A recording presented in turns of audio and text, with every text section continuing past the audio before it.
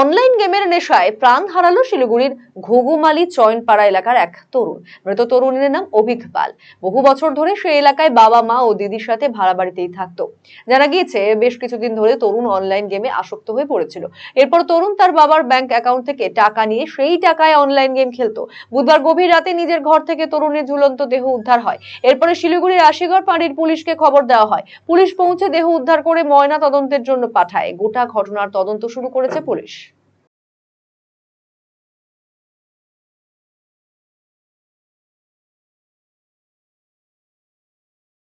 একমাত্র যেটা বুঝলাম, ও বাবার টাকা ছিল অ্যাকাউন্টে রাখা, সেই টাকাগুলো নষ্ট করে ফেলছে অনলাইন গেমের চক্করে। তো শেষমেশ হয়তো বুঝতে পারিনি যে কী কারণে আমি কী করবো, কোথায় যাবো, কী করবো, সেই কারণেই এই কাজটা করেছে। এছাড়া অন্য কোনো কারণ আমরা খুঁজে পাচ্ছি না।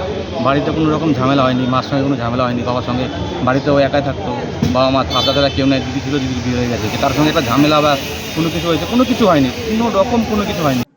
রায়গঞ্জবাসীদের জন্য সুখবর। যারা দীর্ঘদিন ধরে পেটের সমস্যায় ভুগছেন তাদের জন্য রায়গঞ্জ দিশারিতে আসছেন ব্যাঙ্গালোরের প্রখ্যাত গ্যাস্ট্রোএন্টারোলজিস্ট ডাক্তার ইরশাদ আলী, HMD, DNB।